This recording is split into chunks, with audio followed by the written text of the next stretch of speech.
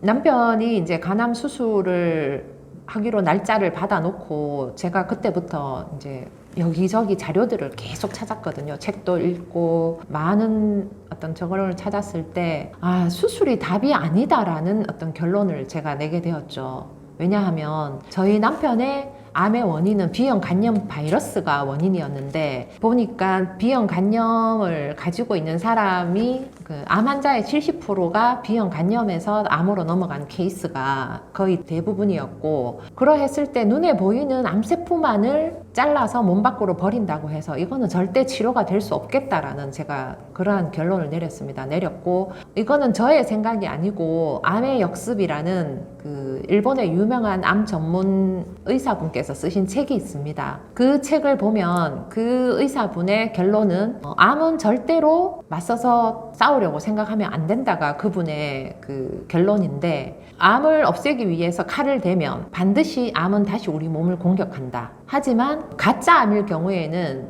칼을 대지 않아도 몸에 아무런 문제가 되지 않는다. 결론은 암세포는 칼을 대지 않는 게 오히려 더 삶의 질이 높아지고 오래 살 수 있는 방법이다라고 그 책에 분명히 쓰여져 있더라고요. 그래서 저의 생각이 틀리지 않았다라는 부분을 저는 그 책을 통해서 다시 한 번 더 알게 되었고, 그렇게 해서 저희 남편한테 이제 수술을 하지 말고 어떤 그러한 방법을 찾자라고 이야기를 했는데, 남편은 죽더라도 수술대 위에서 죽을 것이다라는 어떤 확고한 어떤 자신만의 그 신념이 있었기 때문에 제가 그 부분까지 아무리 부부라도 절대로 이렇게 손을 댈 수 없는 부분이 있더라고요. 그래서 제가 이제 더 이상 어떤 권유를 할 수는 없었는데, 두 번의 수술이 처참한 결과를 낳게 됐을 때 그때서 저희 남편이 저한테 이제부터는 네가 하자는 대로 할게 라는 말을 했는데, 사실 두 번의 수술로 이미 남편의 몸은 완전히 만신창이가 되어 있었는 상태였거든요. 그래서 더 이상의 어떤 회복을 할 수가 없는 그러한 상태까지 가버렸습니다. 힘들게 그렇게 이제 암투병을 하고 사실 마지막 순간은 굉장히 고통의 시간을 견뎌야만 했거든요. 그 며칠 동안 너무나 극심한 고통으로 그 마약성 어떤 진통제를 몸에 붙이고 진통제를 맞고 해도 그 고통이 없어지지 않는 그 정도의 고통이었는데, 말로만 듣던 암의 마지막은 굉장히 심한 고통이라는 어떤 그러한 경험을 그때 하게 되었고, 의식이 없는 상태에서도 한 번씩 몸을 막 굉장히 힘들게 비틀고 하는 모습을 봤거든요. 그때 제가 간호사한테 도대체 지금 의식이 없는데 왜 저렇게 지금 몸을 저렇게 비틀죠? 라고 물어보니까 지금은 통증이 지금 오는 시간이라서 아마 통증 때문에 저렇게 할 것이다. 그러니까 그 통증이 과연 어느 정도일까를 참 짐작할 수 있는 그러한 순간이었는데, 그 순간이 지나고 이제 남편이 세상을 떠나고 정말 한 줌의 제가 되어서 저희한테 왔을 때 그 허무함이란 정말 이루 말할 수 없는 허무함이었죠. 20년의 이상의 시간을 저와 단 하루도 함께 하지 않았던 시간이 없었는데, 저희는 또 같이 일을 하다 보니까 거의 24시간을 늘 같이 생활을 한 20년을 함께 살았던 삶의 동반자가 어느 날 한순간 제가 되어서 저한테 왔을 때는 그 상실감과 그 허무함은 정말 이루 말로 표현할 수가 없었습니다. 하지만 당장 두 아이와 살아야 하고 그리고 또 회사를 운영해야 되는 막중한 책임감이 있었기 때문에 그 허무함에만 제가 빠져 있을 수는 없었고, 그렇지만 늘 마음 한구석에는 그 허무함과 그리고 남편이 없는 자리에 대한 공포심 때문에 너무나 힘든 시간을 보내야 했습니다. 저는 남편을 보내고 제가 바뀐 거는 항상 생활의 중심에 모든 중심은 그 누구도 아닌 나라는 생각을 하고 살아가고 있습니다. 내가 행복하고 내가 즐거워야지만 내 아이들도 행복하고 내 아이들도 즐겁고 그리고 우리 부모님도 즐겁다라는 생각을 하며, 어떻게 보면 저희 남편은 굉장히 자신을 돌보지 않고 모든 중심을 나와 아이들한테 맞추는 삶을 살았거든요.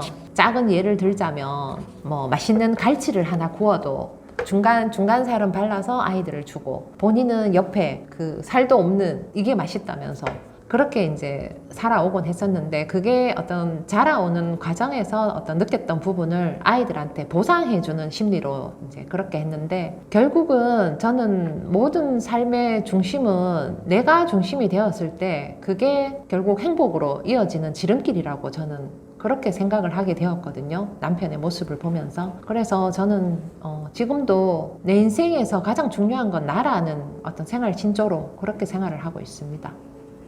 저희 남편이 그 개발해 놓은 기술을 다행히 저희 그 동생의 남편, 저에게는 제부가 되는데요.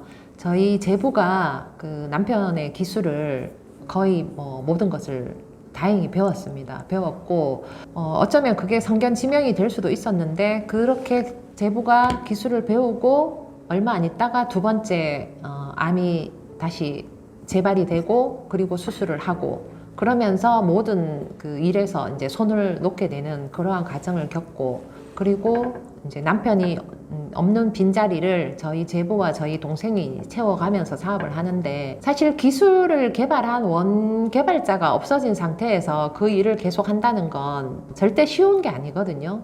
어떤 문제점이 생기면 도대체 이 문제가 왜 생겼는지 그 원인을 모르는 상태에서 계속 이제 해나가기가 사실 쉽지 않았고 그래서 겪지 않아야 될 어떤 그러한 부분도 그게 모든 게 시간과 돈으로 환산이 되는 거죠. 그 겪지 않아야 되는 부분을 겪는 과정이 그렇게 겪었는데 그렇지만 다행히 포기하지 않고 꿋꿋하게 지금 여기까지 이어져 왔고 얼마 전에 또다시 남편이 남겨놓은 기술 하나를 가지고 또다시 제가 특허를 받아내는 어떤 그러한 결과까지도 지금 만들어가고 있습니다.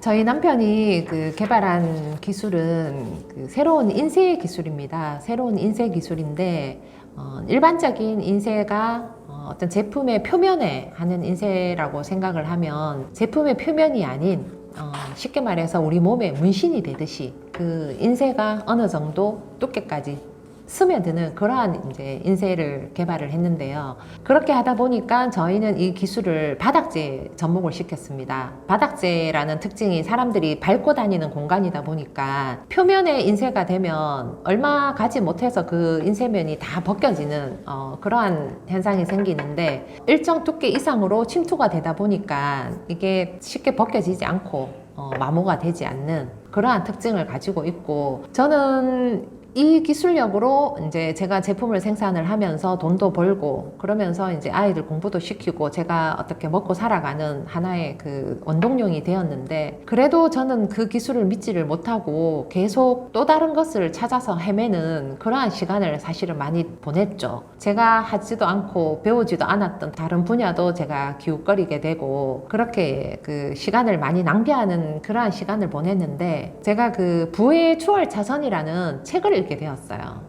근데 그 책에서 부의 추월 차선을 타는 5가지 어떤 경우의 수를 뒀을 때 거기에 저희 남편의 기술과 그 제품을 가지고 제가 대입을 시켜보니까 충분히 부의 추월 차선에 올라탈 수 있는 기술과 제품이라는 제가 확신이 들었습니다. 그 책이 저에게 어떻게 보면 더욱더 저희 지금 하는 이 사업에 매진할 수 있는 원동력을 가져다 준 그러한 계기가 된 책이었고 그때 저는 느꼈죠. 남편이 저에게 가져다 준 남겨놓고 간 게 굉장한 달란트라는 것을 제가 피부로 느끼고 아주 깨닫게 되는 계기가 되었습니다.